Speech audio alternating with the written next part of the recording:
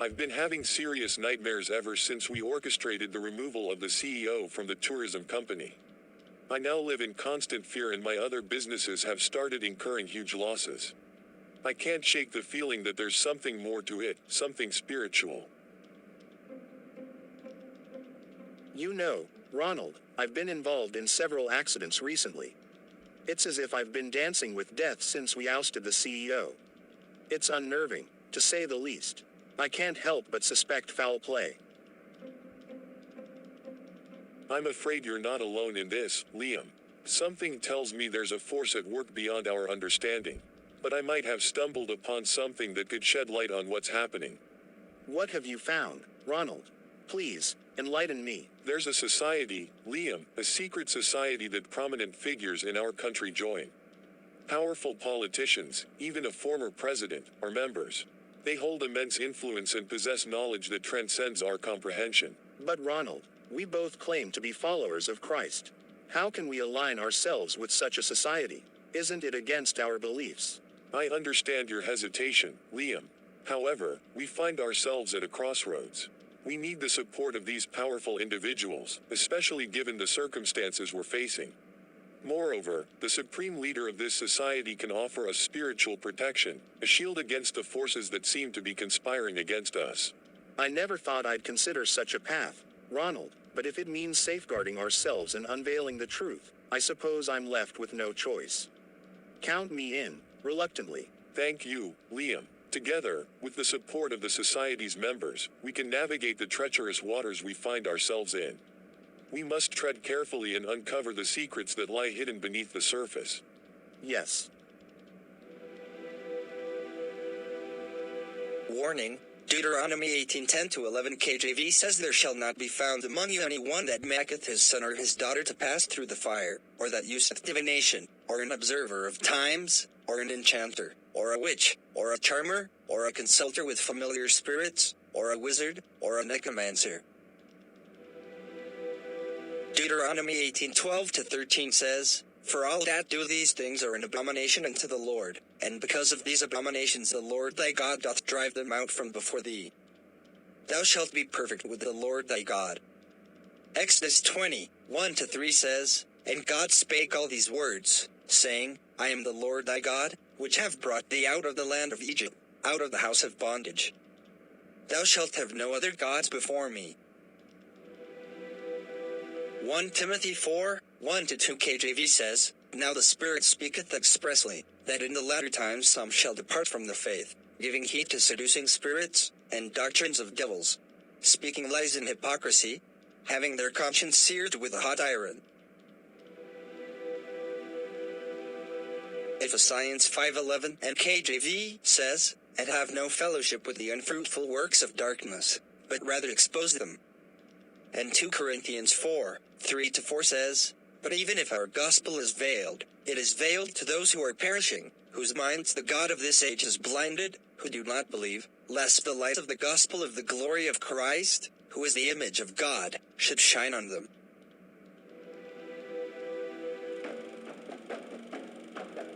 Good morning, Minister of Mines. Please take a seat. Thank you, Dr. Kober.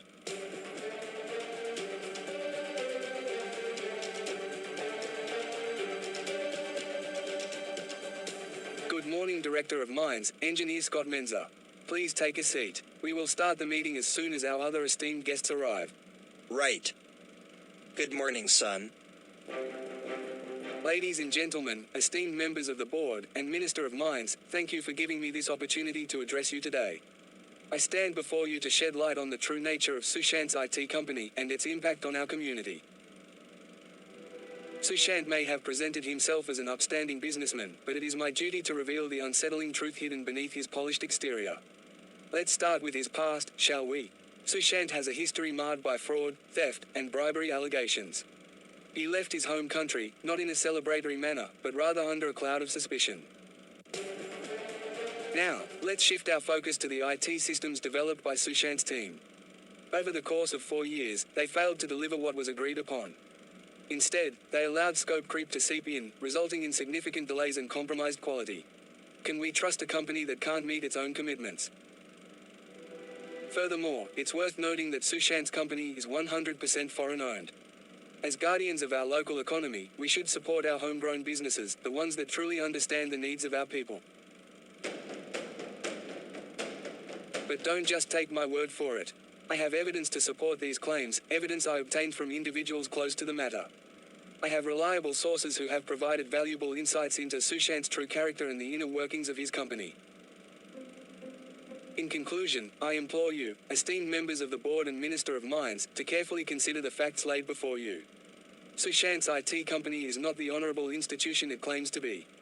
It has failed to deliver on its promises, and its foreign ownership disregards the welfare of our local economy. It is time we support our own and hold accountable those who exploit our resources. Thank you, Dr. Kuba. We will take a short break and convene later. The executive team and Minister of Mines would like to discuss this issue behind closed doors. Well noted. Thank you, madam. A few hours later.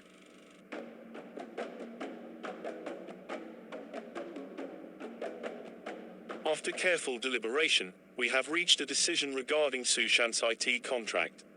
We will not automatically renew it. Instead, we will re-advertise the tender and seek proposals from local companies. Excellent news. I am confident that this new approach will allow us to find a local company that can provide exceptional services to the mine and its hospital. We have an opportunity to bring true expertise to the table. While I understand the reasoning behind this decision, we must also consider the fact that millions of dollars have already been invested in the development of these systems. As I understand it, the mine and hospital are now fully automated, thanks to the work done by Sushant's IT company. Minister, it is true that Sushant's IT project wasn't 100% complete, but we cannot deny the fact that they did produce a system that significantly increased efficiency and productivity in the mine and hospital. Indeed, the improvements brought about by Sushant's systems should not be overlooked. We must ensure that any future company selected can build upon these achievements and continue to enhance our operations. Minister, I assure you, we will carefully consider the requirements and expectations for the new tender. We will seek a company that can not only meet the current needs but also take the systems to new heights. Our aim is to find a local company that will not only deliver but exceed expectations. Very well, Dr. Koba. I trust in your expertise and the collective wisdom of our stakeholders. Let us proceed with the tender process, but let us also be mindful of the value Sushant's company has brought thus far. We must find a balance between embracing local talent and preserving the investments made.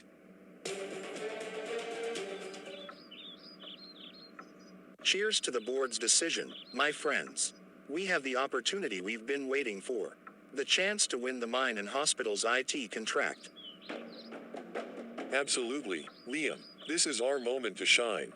And with influential insiders like Dr. Kuba on our side, victory seems within our grasp.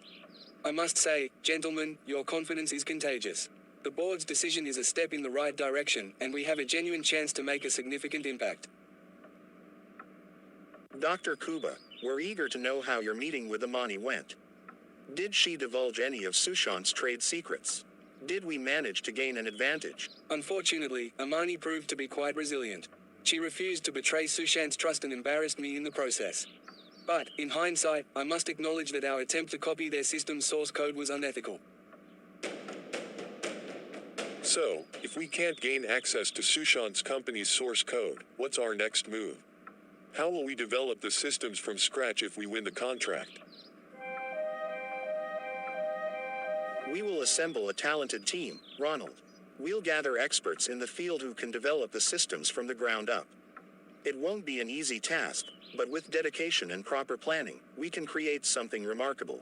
Then let's do it, my friends. Let's show them what we're made of. We have the drive, the ambition, and the knowledge to deliver exceptional results. Absolutely, Liam. We'll put our best foot forward and leave no stone unturned. We are ready to take on this challenge and emerge victorious. Here's to our bright future and the realization of our shared vision.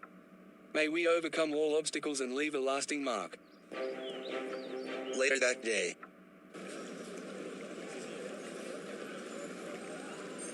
Are you sure this is the place, Ronald? Yes. This place is located right in the heart of this great city of ours. How can darkness operate in such a place? I thought we were going to meet the chief priest in a cave or in some dark and hidden place. Speak softly, Liam. This is an international society that masquerades as a new church. They call this society the Advanced Church of the Enlightened Ones, for a reason. The best place to hide something from others is to hide it in plain sight, that is, in a place they least expect to find it. This society's country head office is located, right here, on one of the busiest streets of our capital city. Wow, I don't know what we're getting ourselves into. This place looks and feels creepy. Shush, I can hear someone coming.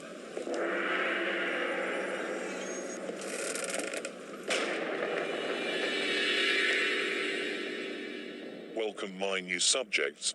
Welcome to my kingdom. The kingdom of extreme fortune, power and fame. The kingdom of the advanced church of the enlightened ones. My name is Wolf. I am the chief priest of this kingdom.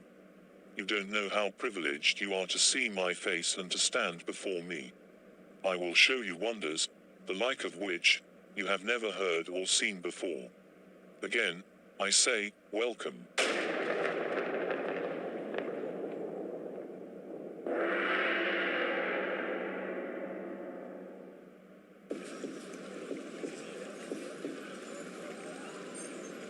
Welcome, Liam and Ronald. You have shown the desire for power, fame, and fortune that our society embraces. Are you prepared to abide by our laws and dedicate yourselves to our cause? We are ready, Chief Priest. We understand the consequences and are willing to commit ourselves to the path laid before us.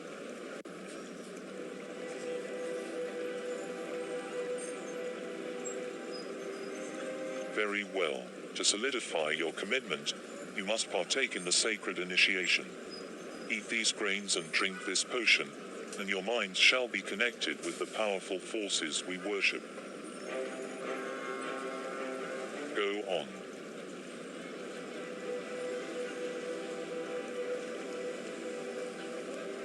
Now, it's your turn.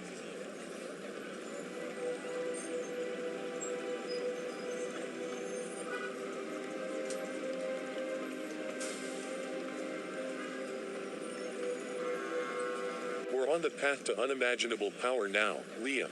Nothing can stop us. Yes, my friend.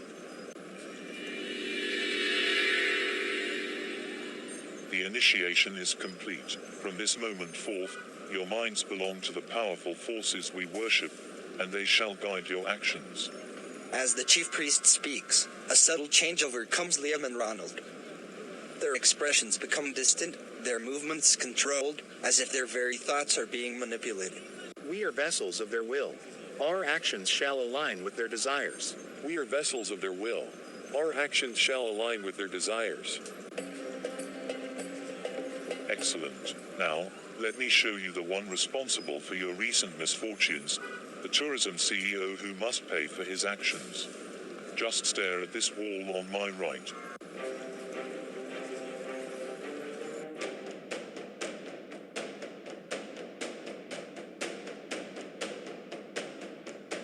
I will deal with Ronald and Liam for destroying my life. This man holds the key to your freedom from all the evil that has befallen you. For a price, I can put an end to the attacks you've been experiencing. I can even send them back to the sender.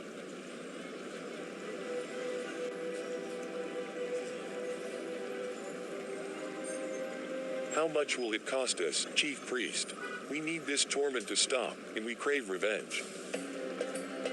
The price is steep, my friends, but within your grasp. Sacrifice what is most valuable to you, and our powerful forces shall grant you your desires. What? Do you want us to sacrifice our loved ones in exchange for fame and fortune, protection, and for you to deal with the tourism CEO? Yes, but it's not the kind of sacrifice that you are thinking of. We don't kill anyone. We are more interested in winning souls for our kingdom. In other words, we thrive by taking control of minds and bodies. All you need to do is to bring anything that has your wife's body fluids on it, and one of her undergarments, and Liam does the same. He loves his pregnant fiancée a lot, hence, We will accept her undergarment and a handkerchief with her body fluids on it. Only genuine Christians can resist our dark powers, and no one else. Trust me, if your loved ones are genuine Christians, then this may backfire. However, from the look of things, your wives are not going to be any challenge for us. What? How did you know that my fiancée is pregnant? Anyway, I see no harm in bringing her undergarment. She is going to be my wife soon and she needs to be a part of everything I do. I will bring the items you asked for. This is easy. She is the daughter of a very powerful family. I am sure I will become unstoppable once I marry and initiate her. Let me forewarn you, once you bring the items, there's no turning back. Also, your wives may start behaving abnormally. For example, they won't think straight, won't listen to you, they may become very quarrelsome. They may also become aggressive, start drinking a lot, or shrivel away in fear of society. In other words, who they truly are inside will be exposed, and you may not like what you see. That's not a problem. We will just get new wives or girlfriends. No, you must continue to live with them no matter how much they hurt you, embarrass you, or embarrass themselves. That's a small price to pay for unlimited fame and fortune.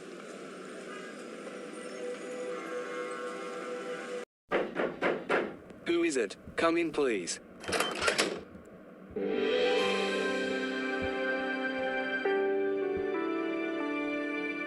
It's me, Selenus. Good morning, darling. Hi, babe. What a pleasant surprise.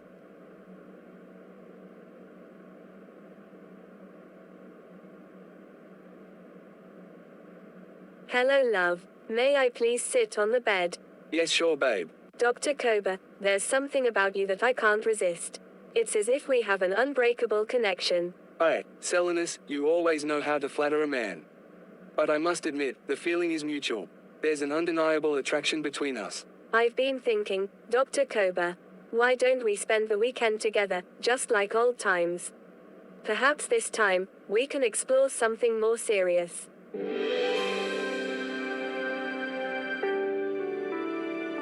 Selenus, you know I've always enjoyed our rendezvous, but we must be careful not to rush into anything.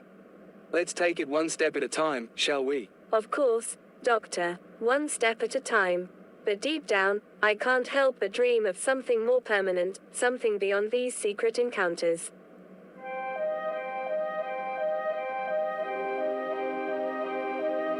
You're a remarkable woman, Selenus. Yet, there are reservations I can't ignore. I've always had certain expectations for the woman I would settle down with. I understand, Doctor, but I hope to show you that I can be the woman you desire. Give me a chance to prove myself. We'll see, my dear. We'll see. However, we are still on for the weekend. I'll pick you up from your place. Sure. Can I sit on your lap, as usual, while you work? Not today, babe. I am working on a patient file, and as you know, patient documents are confidential. Who is it? Come in, please. It's Amani, Dr. Kuba. I didn't know that you had a visitor. I will come back some other time. No, come in, please. My friend Selenus was about to leave. Isn't that right, Selenus?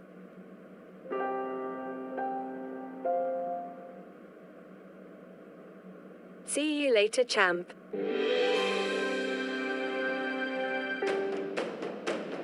You're the IT girl, right? Yes. It's a pleasure to meet you again. I better return to my department. Maybe later, you can pass by our department to solve a few system-related problems that we came across this morning.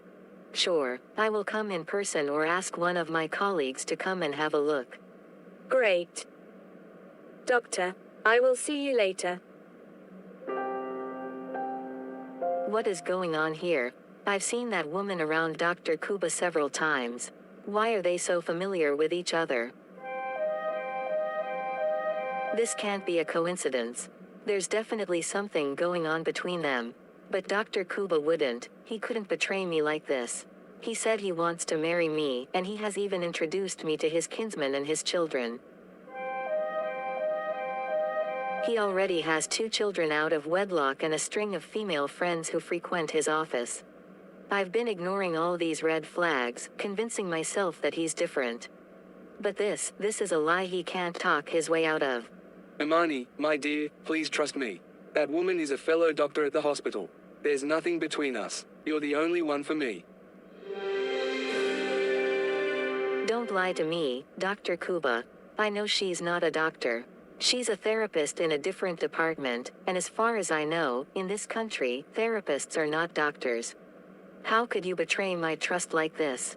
What else have you been lying about? Imani, please, let me explain. It's not what you think. There must be some misunderstanding. No, Dr. Kuba, I can't ignore the truth staring me in the face any longer. I trusted you, believed in you. But now, I can't help but question everything. How many more lies have you told me?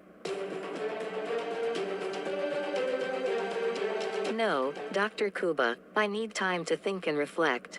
I can't continue this relationship, friendship or whatever you call it, while my trust is so deeply shaken. We need to take a break. You're overreacting. Selenis is just a friend.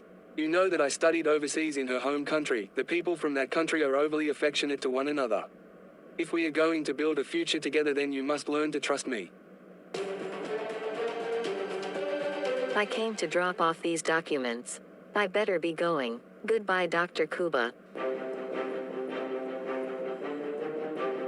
Also, please ask your younger brother to stop calling me and making proposals. I sent you the cell number that he uses to call me with, and you confirmed that it's his number. The anonymous calls started after I gave you my cell number, hence, I figured that the guy calling must be related to you. I don't understand why you gave your brother my number and why he is harassing me. I am sorry about that. I told my brothers about you, and it seems that one of them stole my phone and copied your number. I am sorry about that. It's as if something is wrong with the entire family. Anyway, I shouldn't judge anyone. Maybe, I misread the situation between Dr. Kuba and Selenis. It's true that the people from Selenis' country are overly affectionate to others. Only time will tell. I choose to see the good in people unless I have strong evidence against them. I prayed over this relationship, and Lord, I have surrendered all to you. I better leave this place.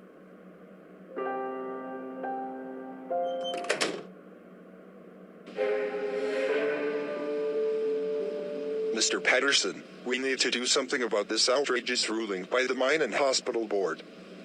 They've decided not to renew our IT contract, and instead plan to re-advertise it. We can't let it happen. I heard about it, and I understand your frustration, Mr. Sushant. But fear not, my friend. I have connections in the highest office in the land. I've made arrangements to meet with the president and see if we can sway the decision in our favor. That's excellent news, Patterson. We must present a strong case.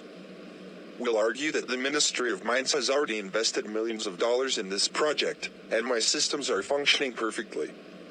All we need is a bit more time, perhaps 2 to 3 years, to finalize a few details. Absolutely, Mr. Sushant. It would be financially irresponsible for the government to start from scratch and build a new system.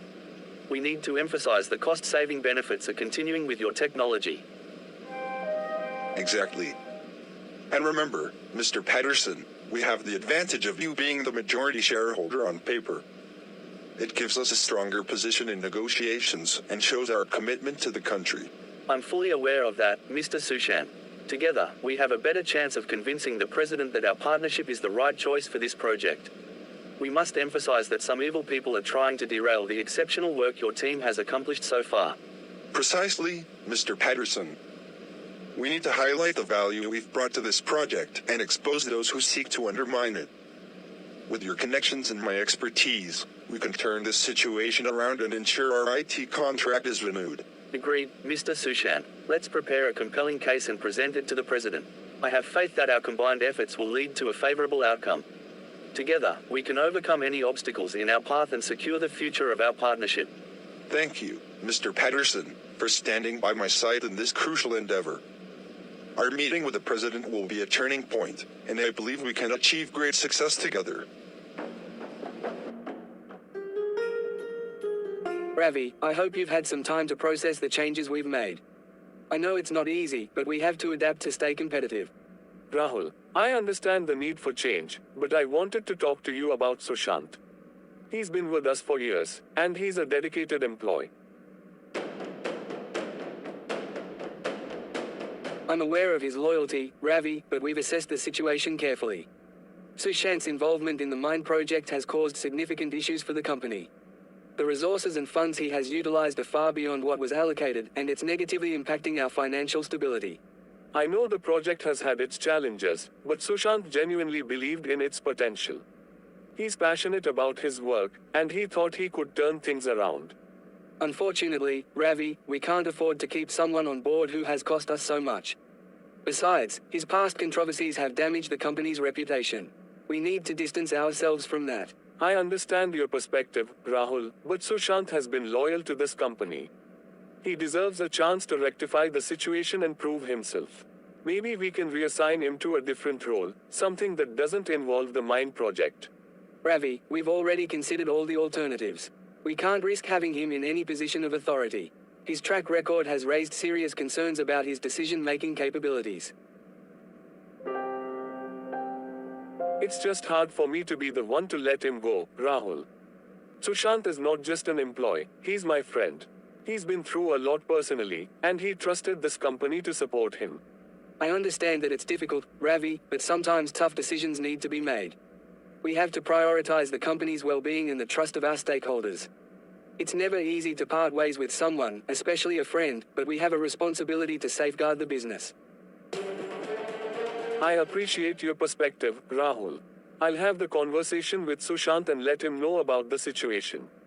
I'll handle it with sensitivity and ensure he understands the reasons behind this decision.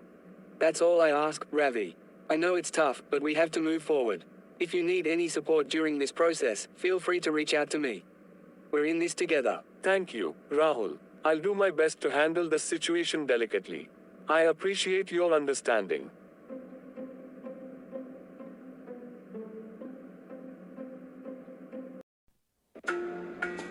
Thank you for watching this episode of Shadows of Ambition. If you haven't already, please subscribe to our channel so that you get notified each time we upload a new video. Watch out for the next episode.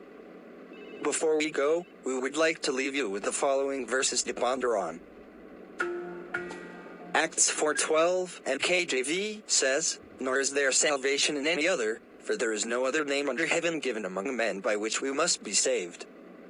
John 14:6 says, Jesus said to him, "I am the way, the truth, and the life. No one comes to the Father except through me." Matthew 7:13-20 ESV says, "Enter by the narrow gate. For the gate is wide and the way is easy that leads to destruction, and those who enter by it are many. For the gate is narrow and the way is hard that leads to life, and those who find it are few. Beware of false prophets, who come to you in sheep's clothing, but inwardly are ravenous wolves. You will recognize them by their fruits. Are grapes gathered from thorn bushes, or figs from thistles? So, every healthy tree bears good fruit, but the diseased tree bears bad fruit." Ephesians 6:12 KJV says, "For we wrestle not against flesh and blood, but against principalities, against powers, against the rulers of the darkness of this world, against spiritual wickedness in high places." 2 Timothy 3:1-5 ESV says, "But understand this, that in the last days there will come times of difficulty. For people will be lovers of self, lovers of money, proud, arrogant, abusive, disobedient to their parents, ungrateful, unholy, heartless, unappeasable, slanderous, without self-control, brutal, not loving good, treacherous, reckless, swollen with conceit, lovers of pleasure rather than lovers of God, having the appearance of godliness, but denying its power. Avoid such people." Isaiah 29:13-16 ESV says, "And the Lord said, because this people draw near with their mouth and honor me with their lips, while their hearts are far from me, and their fear of me is a commandment taught by men. Therefore, behold, I will again do wonderful things with this people, with wonder upon wonder. And the wisdom of their wise men shall perish, and the discernment of their discerning men shall be hidden.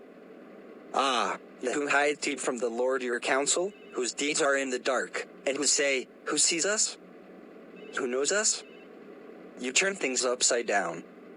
Shall the potter be regarded as the clay, that the thing made should say of its maker, he did not make me? Or the thing formed say of him who formed it, he has no understanding? Leviticus 20:6 ESV says, if a person turns to mediums and necromancers, whoring after them, I will set my face against that person and will cut him off from among his people. Leviticus 19:31 says, do not turn to mediums or necromancers. Do not seek them out, and so make yourselves unclean by them. I am the Lord your God. 1 Timothy 4:1 ESV says, now the Spirit expressly says that in later times some will depart from the faith by devoting themselves to deceitful spirits and teachings of demons. 1 John 4:1 says, beloved, do not believe every spirit, but test the spirits to see whether they are from God, for many false prophets have gone out into the world. And 2 John 1:7-11 ESV says, for many deceivers have gone out into the world, those who do not confess the coming of Jesus Christ in the flesh.